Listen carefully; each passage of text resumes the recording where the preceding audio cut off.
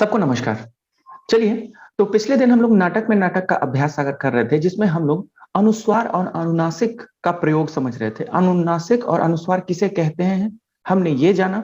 अनुस्वार का मतलब होता है बिंदु और अनुनासिक का मतलब होता है चंद्र बिंदु। तो मैंने आप लोगों से यह कहा था कि आप लोग अनुस्वार का ही इस्तेमाल करें, न कि बिंदु का। ठीक है, और अनुनासिक का ही इस्तेमाल करें, न कि चंद्र बिंदु, तो ये बेहतर होगा आपके लिए। तो हम लोग वो नियम पढ़ रहे थे कि कहां कहां हम लोग अनुस्वार का प्रयोग करें और कहां कहां नहीं करें। तो चलिए हम लोग सीधे नियम पर आ जाते हैं, ठीक है ना। चलिए, ये आपके सामने ये रहा।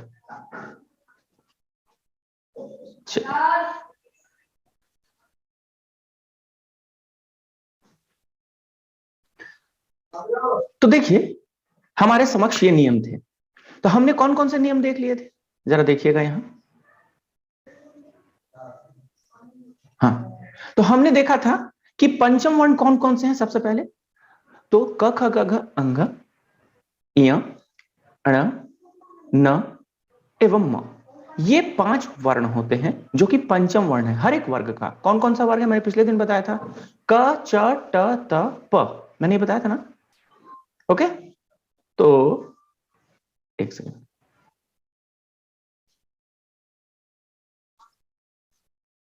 हाँ, तो हमने देखा कि ये 5 वर्ण होते हैं, जिसमें क वर्ग, च वर्ग, ट वर्ग, त वर्ग और प वर्ग। यानी क का अंग, ठीक है, च वर्ग का इय, ट वर्ग का ण, त वर्ग का न और प वर्ग का म। यानी ये 5 वर्ण जो होते हैं पंचमाक्षर होते हैं, यानी पंचम अक्षर होते हैं। ख वाले नियम हमने देखे थे कि यदि किसी पंचम वर्ण के बाद उसी के वर्ग का कोई अन्य वर्ण आए तो उस वर्ण के स्थान पर अनुस्वार चिन्ह का प्रयोग किया जाता है। ये मैंने बताया था, ठीक है ना। जैसे कि मान लीजिए गंगा है, ठीक है ना, उसी वर्ग के पंचम वर्ण के बाद मैंने कल बताया था। तो इस पर हमने चर्चा कर ली थी, मगर फिर भी मैं सरसरी निगाह एक बार डाल देता हूं। हम लोगों ने 5 नियम पढ़ लिए थे, तो ये पांचों नियम पर मैं सरसरी एक निगाह डालता हूं। उसके बाद हम लोग आगे के नियम को पढ़ेंगे। अगला क्या था, यदि एक ही पंचम वर्ण एक साथ 2 बार आए, ठीक है ना, तो पंचम वर्ण के स्थान पर अनुस्वार चिन्ह का प्रयोग नहीं किया जाएगा। जैसे गन्ना, पंचम वर्ण के बाद पंचम वर्ण आ गया है, न के बाद न आया है, ठीक। अब अगला, यदि पंचम वर्ण के बाद किसी अन्य वर्ग का कोई वर्ण आए तो पंचम वर्ण के स्थान पर अनुस्वार चिन्ह का प्रयोग नहीं किया जाएगा।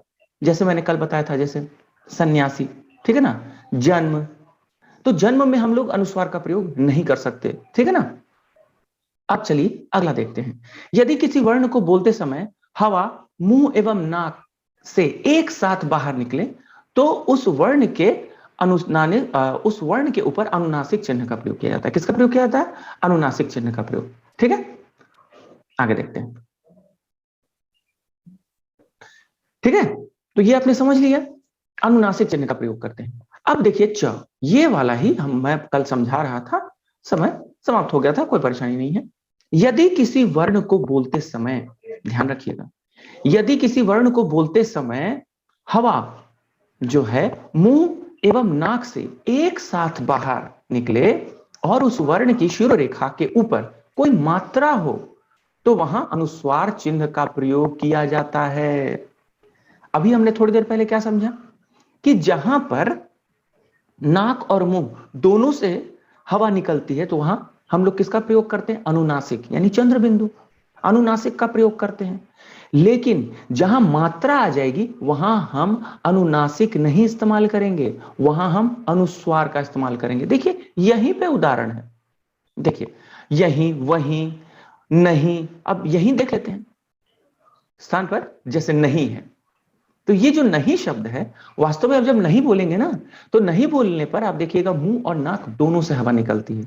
हालांकि ये जो यहां पर जो बिंदु का इस्तेमाल हुआ है, यानी अनुस्वार का इस्तेमाल हुआ है, ये वास्तव में यहां अनुनासिक होना चाहिए था। चूंकि यहां मात्रा का प्रयोग हुआ है, इसीलिए हम यहां पर अनुनासिक का प्रयोग न करके अनुस्वार का प्रयोग करते हैं, ठीक है। जैसे कहीं, वहीं, जहां, जहां में तो खैर हम अनुस्वार का प्रयोग कर लेते हैं, लेकिन देखिए एक तरह का उच्चारण है। लेकिन जैसे ही मात्रा ऊपर की ओर आती है तो हम लोग क्या करते हैं? उसका प्रयोग न करके, यानी अनुनासिक का प्रयोग न करके सीधे सीधे अनुस्वार का प्रयोग करते हैं, ठीक है। बात समझ में आ रही है ना, इसमें कोई परेशानी नहीं है। अब हम लोगों ने ये नियम पढ़ लिए, तो अब यहां पर अगर आप ध्यान दें यदि किसी वर्ण को बोलते समय हवा मुंह एवं नाक से एक साथ बाहर निकले और उस वर्ण की शिरोरेखा के ऊपर, यानी जो हम लोग ऊपर जो लाइन खींचते हैं ना, शिरोरेखा के ऊपर अगर कोई मात्रा हो तो वहां अनुस्वार का चिन्ह का प्रयोग किया जाता है, ठीक है ना। अनुनासिक का प्रयोग हम नहीं करेंगे, तो मैंने उसको भी क्लियर कर दिया। Any doubt? तो चलिए हम लोग अब आगे बढ़ते हैं। एक मिनट, मैं चाहता हूं कि आप लोगों का कोई प्रश्न हो तो बताइए, किसी को कोई प्रश्न करना है इसमें, इन नियमों में? No, और sir. उस, ठीक है ना, सबको समझ में आ गया? तो एक काम करते हैं अब हम लोग Yes, सीधे sir. सीधे। Very good. So let's move to the next point. Okay, चलिए, तो ये है हमारा अब अगला।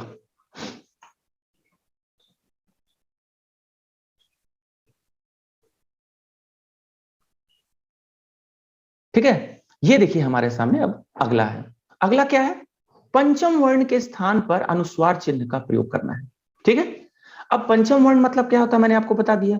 अब जहां पर पंचम वर्ण आता है वहां पर हम लोग क्या करना है, अनुस्वार का प्रयोग करना है, या अगर अनुनासिक होगा तो उसका। तो यहां पर अनुस्वार का बोला है तो अनुस्वार का ही हम लोग सीखेंगे, ठीक है ना। यहां देख लेते हैं। ओके, तो चलिए सीधे सीधे हम लोग आते हैं।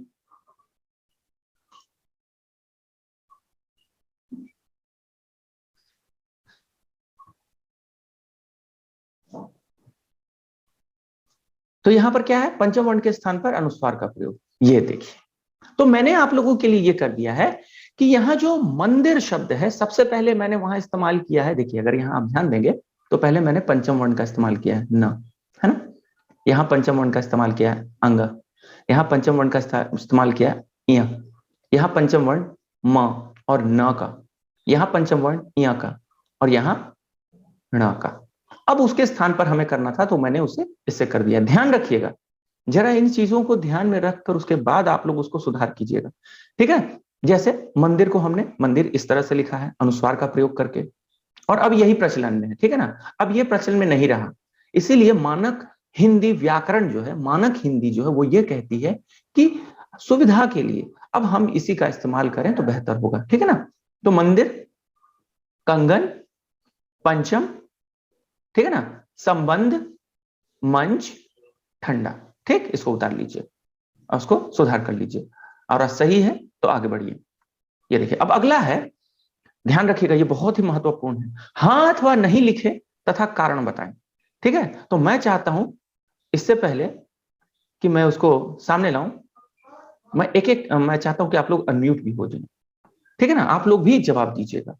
तो हाँ अथवा नहीं लिखे और कारण बताएं। तो देखिए ये है हमारे सामने, ये पहला, ध्यान रखिएगा, वसंत जो है वो क्या है, यहां हां होगा। क्यों? क्योंकि पंचम वर्ण के बाद उसी वर्ग का तीसरा वर्ण आया है, सॉरी उसी वर्ग का वर्ण आया है, यानी त, त थ द ध न, उसी वर्ग का वर्ण आया पहला वर्ण। तो पंचम वर्ण के बाद उसी वर्ग का आया है, इसीलिए यहां हम अनुस्वार का प्रयोग करेंगे, और यहां मैंने लिखा है हाँ, ठीक है। ठीक है ना, यहां पे ये बताना था कि अनुस्वार का प्रयोग होगा या नहीं। अब क्यों होगा, कारण बताया गया है।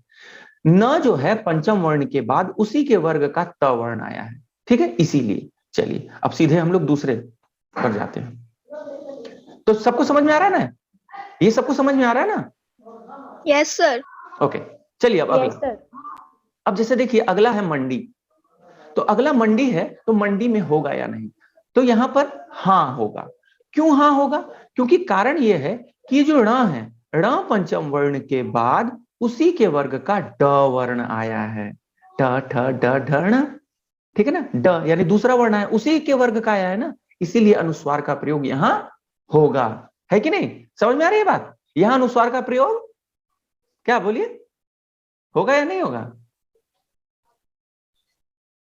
बोलिए, सब लोग आप अनम्यूट हो सकते हैं, आप लोग भी अगर जवाब देंगे तो और मजा आएगा। Yes, Good sir. morning. हाँ, तो यहां पर होगा या नहीं होगा, हाँ या ना बोलिए। सर होगा। वेरी गुड, वेरी होगा। गुड, ठीक होगा सर, हाँ सर। ठीक ठीक। सर होगा। अच्छा क्यों होगा? क्योंकि बताइए यहाँ ये क्या है कारण, यहाँ क्योंकि ण सर पंचम न वर्ण के पंचम वर्ण के बाद उसी के वर्ण का अड़न वर्ण आया है। हाँ, very good very good very good. अब चलिए अगला देखते हैं। अगला है अन्न। अब देखिए अन्न में क्या है, पंचम वर्ण के बाद पंचम वर्ण आ गया है, तो मैंने नियम पहले ही बता दिया था, आपको याद आ रहा होगा। तो अन्न में क्या होगा, हाँ या नहीं? नहीं होगा। नहीं नहीं सर, क्यों? कारण नहीं। क्या है, कारण क्या है बताइए? पंचन वर्ण एक ही पंचम वर्ण परस्पर 2 बार आया है। अच्छा है। देखिए आपकी पुस्तक पे ना मतलब परस्पर मैंने क्यों लिखा है पता है आपको? यानी लगातार, कंटिन्यूएशन है, इसीलिए उसको हम परस्पर लिख दिए, ठीक है ना। तो एक ही पंचम वर्ण परस्पर 2 बार आया है, इसीलिए हम लोग यहाँ पर अनुस्वार का प्रयोग करेंगे या नहीं करेंगे? नहीं करेंगे sir. Very good, very good, नहीं करेंगे। बिल्कुल सही जवाब। चलिए यहाँ तो हम लोग पंचम वर्ण का इस्तेमाल नहीं करेंगे। चलिए अब आगे देखते हैं। अगला है बंदर, तो इसमें होगा या नहीं होगा? मैंने तो हाँ लिखा है, आप होगा बताइए। सर। अच्छा मैंने तो हाँ, सही लिखा होगा। है। मतलब मैंने सही लिखा है ना? Yes sir. ओके अच्छा, Yes, क्यों sir. क्यों होगा बाबू, बताइए जरा। ना पंचम वर्ण के ना बाद पंचम उसी के ना वर्ण का पंचम वर्ण द के वर्ण बाद आया है। Very वर्ण का द वर्ण यानी आया है। आप यही समझ लीजिए कि अगर उसी के वर्ग का अगर कोई अन्य वर्ण आता है पंचम वर्ण के बाद, तो हम क्या करते हैं, उसका इस्तेमाल करते हैं। नीतीश जो है हाथ उठा रहे हैं, नीतीश आप अनम्यूट होकर बोल सकते हैं। If you have any query then you can ask, okay. और अगर नहीं है तो मैं आगे बढ़ता हूं, ठीक है। चलिए अब है अंगा नंबर जन्म। देखिए अब यहां पर देख रहे हैं आप, पंचम वर्ण के बाद फिर से पंचम वर्ण आया, लेकिन अन्य का तथा दधा न है ना, पापा बाबा, अन्य वर्ग का वर्ण। तो पंचम वर्ण के बाद जब अन्य वर्ग का वर्ण कोई आता है तो वहां पर अनुस्वार का प्रयोग नहीं होता है, ऐसा कि हम लोग अभी थोड़ी देर पहले हमने जो है नियम पढ़ा था। तो बताइए यहां पर होगा या नहीं होगा? नहीं होगा सर। Very good. नहीं होगा सर। क्यों नहीं होगा? क्योंकि पंचम वर्ण सर, न के बाद अन्य वर्ग का वर्ण वर्ण के बाद म आया अन्य है। वर्ण का वर्ण आया है। आप लोग आया है। आप लोग इसको जरूर से जरूर उतार लीजिएगा और ये याद रखिएगा, क्योंकि यहाँ से प्रश्न बहुत सारे बनते हैं, इसलिए ये महत्वपूर्ण है। अगला सर मेरा कंप्लीट है बुक में। नहीं, ठीक है, मैं जानता हूँ, वो तो मुझे भी पता है, but you have to just check out whether you have written correctly और नॉट, ओके। ये बहुत जरूरी है, वो तो मैं भी जान रहा हूँ, लेकिन आपको मिला लीजिए ना।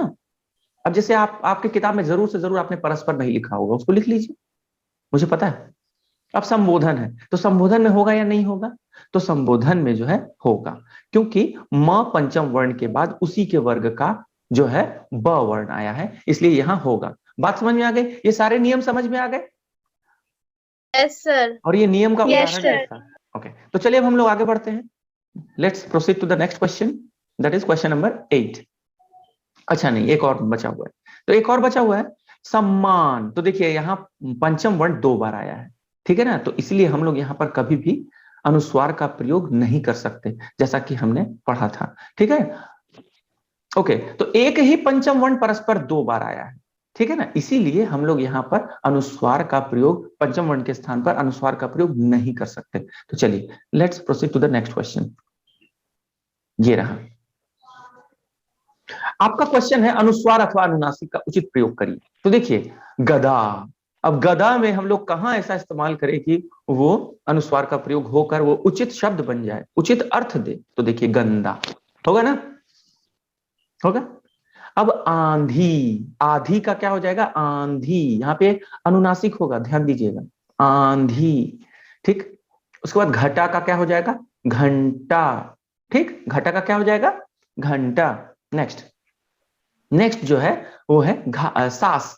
सास मतलब आप जानते ही, ठीक है ना, मतलब आपकी मम्मी जो है और आपके पापा की जो मम्मी है, आपकी मम्मी की वो यानी आपकी माता जी जो है, उनकी सास कौन होंगी? आपके पिताजी की माँ, ठीक है ना, तो वो सास हुआ।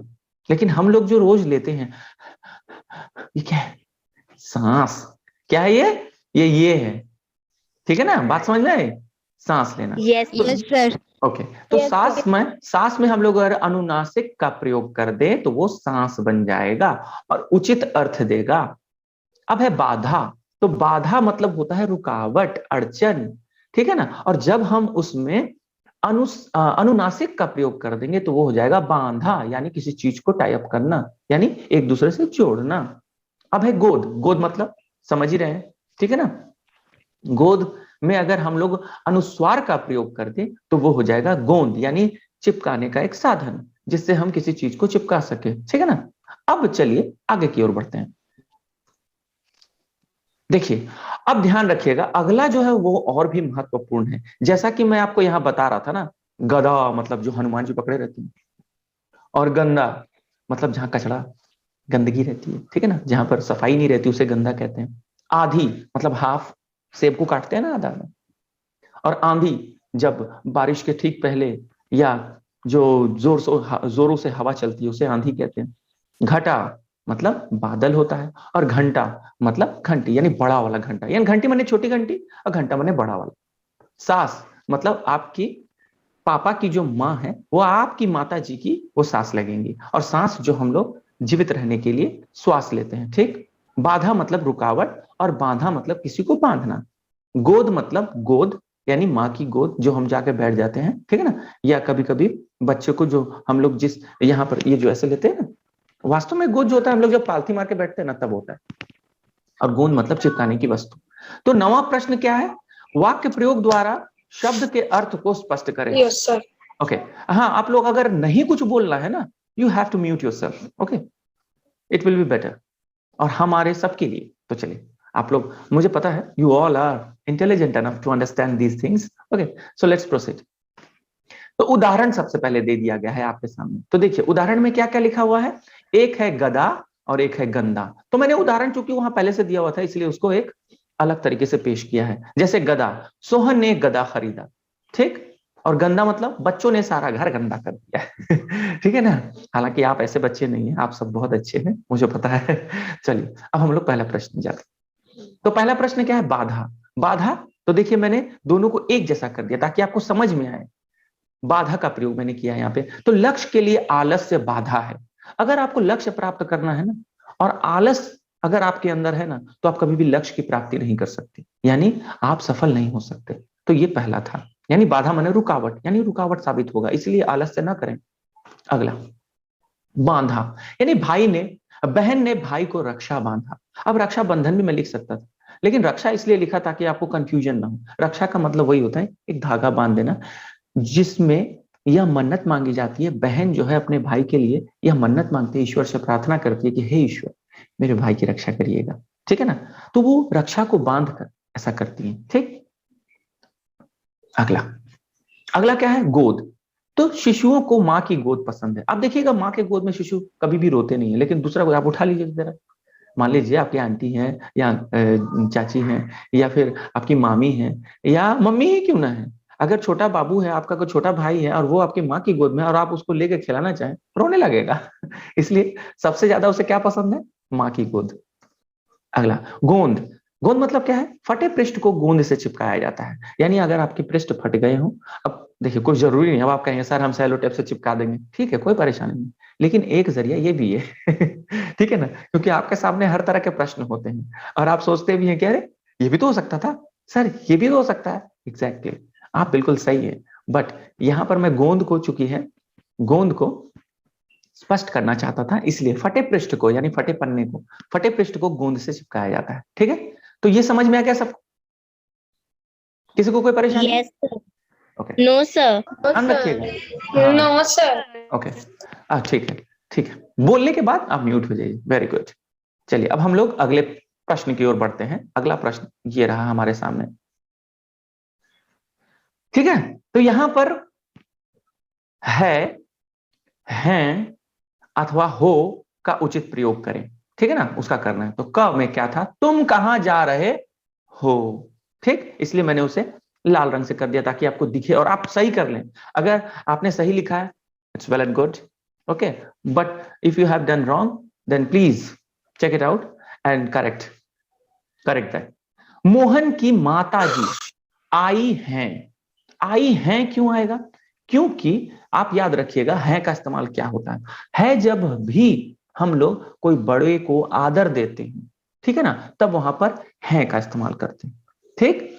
अब वही, अब मान लीजिए दूसरी तरफ हम अगर ध्यान दें, तो अगर मान लीजिए यहाँ पर कोई आपका मित्र होता है या और कोई, तो हम लोग है भी लिख सकते थे, ठीक है ना, या आपसे छोटा हो तो भी आप है लिख सकते थे, ओके। तो यहाँ मोहन की माताजी आई हैं, तो दो जगह पर हैं का इस्तेमाल होता है। जहां पर बहुवचन का इस्तेमाल होता है, ठीक है, वहां पर हम अनुस्वार लगाते हैं है पर, और जहां पर आदर सूचक शब्द हो, जैसे माताजी मोहन कि माताजी आई हैं, ठीक है ना। अब बच्चे खेल रहे हैं, आई बात समझ में, बच्चे खेल रहे हैं, ठीक है। तो ये होता है। अगर किसी को कोई प्रश्न है ना तो आप हैंड रेज करिए, मैं आपको अनम्यूट बोलूंगा करने के लिए, आप हो जाइएगा और पूछ सकते हैं, ठीक है ना। तो you have to raise your hand, नहीं तो ये स्मूथली क्लास पे नहीं चल पाएगा। आराम से अगर स्मूथली चलाना है और आपको सीखना है तो you have to pay attention with discipline, okay. तो शीला कक्षा में हमेशा प्रथम आती है, क्योंकि यहाँ शीला है, एक वचन है, ठीक है ना, इसीलिए आती है होगा। अगर मान लीजिए यहाँ 2 बच्चे होते तो बच्चे कक्षा में, कुछ बच्चे कक्षा में हमेशा बहुत अच्छा करते हैं, ठीक, तो बहुवचन है। लेकिन चूंकि यहाँ पर शीला जो है वो एक वचन है, इसलिए शीला कक्षा में हमेशा प्रथम आती है। घ, जो मंच पर आकर घबरा जाते हैं, अब जो मतलब जितने लोग हैं सबको कहा गया, यानी बहुवचन है, इसीलिए हैं, उनका साहस बढ़ाना चाहिए, ठीक है। अच्छा आगे, मीना का भाई उसके लिए खिलौने लाया है। मीना का भाई क्या किया है, उसके लिए खिलौने लेकर आया है, ठीक। तो हम लोग क्या करेंगे यहां पर, चलिए यहां आपको मैं ये कर देता हूं, हाँ ठीक है। तो मीना का भाई जो है उसके लिए खिलौने लाया है, ठीक है। क्योंकि यहाँ पर आदर्श सूचक शब्द भी नहीं है, ना ही बहुवचन है, इसीलिए हम लोग है का इस्तेमाल करेंगे। तो चलिए अब सीधे हम लोग अगले प्रश्न की ओर अग्रसर होते हैं। अगला प्रश्न है 11वां, जिसमें हम लोगों को बहुवचन बनाना है, ठीक है। पहला क्या है, पट्टी, तो पट्टी का हो जाएगा पट्टियां, ठीक। ख है पक्षी ने, तो हो जाएगा पक्षियों ने, ठीक। ग है चित्र की, तो हो जाएगा चित्रों की, अनुस्वार लगेगा, ध्यान रखिएगा, जरा मिला लीजिएगा अच्छे से, किताब खोल के रखिएगा। घ है मोहल्ला, तो उसका हो जाएगा बहुवचन मोहल्ले, ठीक। मित्र से, तो मित्रों से। अगला क्या है, कठिनाई, तो देखिए कठिनाइयां, जरा इस पर ध्यान दीजिएगा, यहां ई और यहां ई, जब हम लोग कठिनाई लिखे तो बड़ी ई, लेकिन जैसे ही वो बहुवचन में बदला तो वो छोटी ई बन गया, यानी ये है दीर्घ ई और ये है ह्रस्व ई। जैसे ही एक वचन से बहुवचन में बहुत ऐसे शब्द हैं जिसमें जब हम एक वचन से बहुवचन बनाते हैं तो वो सीधे सीधे रस्व का दीर्घ हो जाता है। जिस प्रकार यहाँ पे रस्व ई दीर्घ ई, ये जो है दीर्घ ई रस्व ई बन गया है ना, यानी बड़ी ई छोटी ई बन गया है। तो आप लोग, मैं एक गुजारिश और भी करूंगा कि आप लोग जो है बड़ी ई और छोटी ई कहने के बजाय जो है बड़ी ई को दीर्घ ई बोले और छोटी ई को रस्व ई बोले, रस्व ई, ठीक, याद रहेगा। तो चलिए ये समझ में आ गया, तो क्या हम लोग आगे बढ़े, सबको समझ में आ गया, क्या हम आगे बढ़े। सर 1 मिनट लिख रहे हैं सर, लिख रहे हैं। ओके ओके, व्हाई नॉट, ठीक है मैं रुक सकता हूँ। आप कुछ पूछना हो तो भी आप पूछ सकते हैं, ठीक है। मैंने सोचा ऐसे समझाऊंगा तो आप लोगों को बेहतर लगेगा और अच्छा भी लगेगा, यू विल एंजॉय। मैं कोशिश करूंगा और भी अट्रैक्टिव बनाने का, ठीक है ना, ताकि आप लोगों को मजा आए पढ़ने में, ओके। तो चलिए ठीक है, और तो हम लोग आगे बढ़े। आप Yes, चाहें, sir. आप चाहें तो स्क्रीनशॉट भी लेके रख Yes, सकते हैं, ओके। चलिए लेट्स मूव। तो चलिए हम लोग आगे बढ़ते हैं अगले प्रश्न की ओर। अगला प्रश्न है प्रश्न 12, और ये रहा प्रश्न 12। तो यहां पर क्या लिखा हुआ है, नीचे लिखे मुहावरों के अर्थ छांट कर लिखिए। देखिए वहां पे ऑलरेडी दिया हुआ है आपके लिए, ठीक है ना। और यही नहीं, अब उसको वाक्य में प्रयोग भी करना है, और वाक्य में ऐसे प्रयोग करना है कि उसका अर्थ स्पष्ट हो जाए। देखिए मैं ये मुहावरा बताने से पहले आपको पहले मैं समझा देता हूँ, जरा ध्यान से सुनिएगा। जब हम लोग मुहावरों का इस्तेमाल करते हैं ना और उसका वाक्य में जब प्रयोग करते हैं तो हम लोग उसके अर्थ से कर देते हैं। ऐसे कई बच्चे हैं जो गलतियां कर देते हैं, ठीक है ना। तो आप लोग इस बात का ध्यान रखें कि अर्थ तो हमें लिखना है, परंतु उसके अर्थ से नहीं बल्कि मुहावरे का ही प्रयोग करके उसके अर्थ को स्पष्ट करना पड़ता है। जैसे दांत पीसने का अर्थ होता है, दांत पीसना मतलब गुस्सा करना, ठीक है। वो दांत पीस रहा था ना राकेश, याद आ रहा है तो मैंने इसलिए उसी को रखा। तो साथियों से हुई गड़बड़ी को देखकर राकेश दांत पीसने लगा। ध्यान दीजिए, देखिए मैंने गुस्सा नहीं किया लिखा, मैंने क्या लिखा, दांत पीसने लगा। बस मैं इसी बात को समझा रहा था कि यहां पर हमें मुहावरों का इस्तेमाल करके ही वाक्य में प्रयोग करना है और उसके अर्थ को स्पष्ट करना है, न कि उसके अर्थ को इस्तेमाल करना है। ऐसी गलतियां बच्चे करते हैं ठीक है ना। और आप लोग ऐसी गलती न करें, इसीलिए मैंने आपके समक्ष ये सारी बातें रखी। तो क्या था, दांत पीसने का अर्थ होता है गुस्सा करना। तो साथियों से हुई गड़बड़ी को देखकर राकेश दांत पीसने लगा। ठीक है, अगला, मुंह की खाना। मुंह की खाना का मतलब क्या होता है, हार जाना। ठीक है ना, याद है ना वो संगीतकार महोदय क्या क्या कह रहे थे, जब संगीत की स्वर लहरियां गूंजती हैं तो जितने भी जंगल के जो पक्षी पौधे बाकी सारे जीव हैं वो मुंह की खा जाते हैं। जबकि उसको ये कहना चाहिए था कि वो क्या होते हैं, मुग्ध हो जाते हैं, मंत्र मुग्ध हो जाते हैं, परंतु उसने ऐसा नहीं किया था। खैर, तो मुंह की खाना मतलब हार जाना। तो वाक्य क्या होगा इसका, देखिए, परिश्रम के समक्ष यानी परिश्रम के आगे सारी बाधाएं मुंह की खा जाती हैं। यानी अगर आप परिश्रम कर रहे हैं ना, तो आपके समक्ष सारी बाधाएं विफल हो जाएंगी और आप सबसे पहले और सबसे आगे होंगे। सफलता की सीढ़ियों को चूमने में जरा भी पीछे नहीं आप रह पाएंगे। इसीलिए हमेशा कहता है मेहनती बनिए, परिश्रमी बनिए। तो मैं एक चीज और बता दूं, यहाँ मुंह की खाने का ही इस्तेमाल मैंने किया, मुंह की खा जाती हैं। ठीक है ना। तो परिश्रम के समक्ष सारी वाक्य क्या है, परिश्रम के समक्ष सारी बाधाएं मुंह की खा जाती है। ठीक, अगला, अक्ल का दुश्मन। अक्ल का दुश्मन मतलब होता है मूर्ख होना। तो आप लोगों को पता है ये कौन है, ये नाम कभी सुना है आप लोगों ने? हाँ, जहां पर मैं, आप लोगों ने ये नाम सुना है? कितने लोगों ने ये नाम सुना है? कितने लोगों ने सुना है? कितने लोगों ने सुना है? ये कौन से? अच्छा, हाँ, तो बताइए ना ये कहाँ? एकदम डोरेमोन। डोरेमोन में वो कितना परेशान करता है, कितना मूर्ख होता है, एकदम नोबिता को परेशान कर देता है नहीं? इसीलिए मैं, तो जियान आपको नहीं लगता कि वो अक्ल का दुश्मन है यानी मूर्ख है? हाँ, आपको याद आ रहा होगा। अच्छा, किसी मैं चाहता हूँ कि आप लोगों में से कोई उसका एक गाना सुना दे, वो जो गाना सुनाता है। क्या कोई सुना सकता है? जियान जो गाना गाता, जो डोरेमोन में जियान जो गाना गाता है, क्या आप लोगों में से कोई सुना सकता है?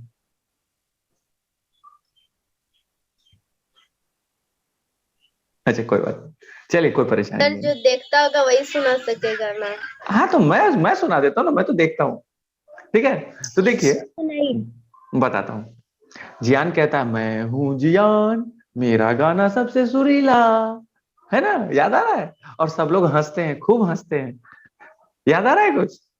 तो आप आपको बहुत मजा आएगा।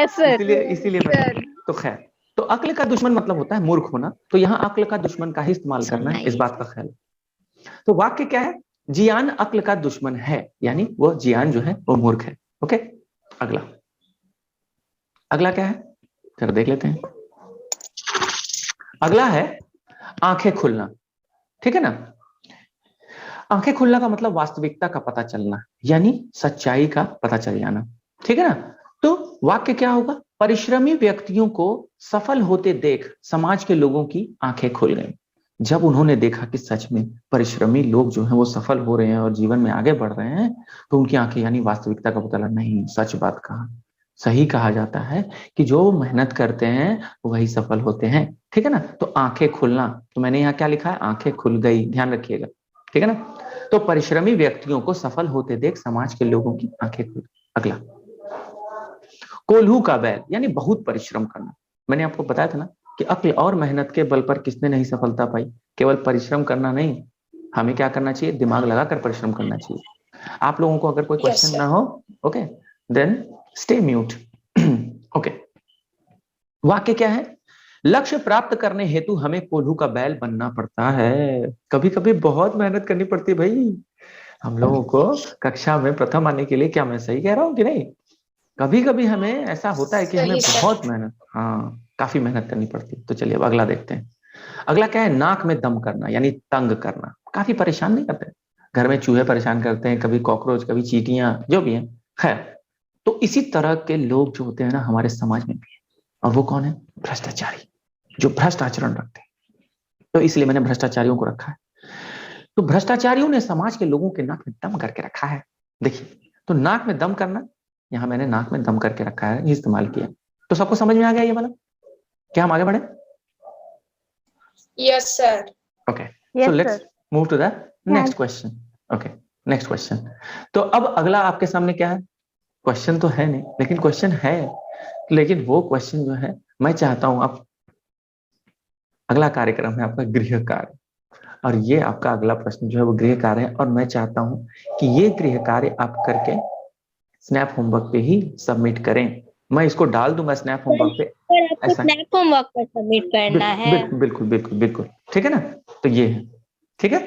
तो आपको ये गृह कार्य है कि मान लीजिए कि राकेश, मोहन और श्याम आपके सहपाठी हैं, यानी क्लासमेट हैं, सहपाठी हैं। वे विद्यालय में एक नाटक करते हैं। नाटक में राकेश, मोहन और श्याम अपने अपने संवाद भूल जाते हैं। फिर नाटक में जो कुछ होता है उसके बारे में बताते हुए अपने मित्र को पत्र लिखना है, ठीक। तो वो पत्र लिखकर आप क्या करिएगा, असाइनमेंट के माध्यम से सबमिट कर दीजिएगा, यानी जमा कर दीजिएगा। तो चलिए आज के लिए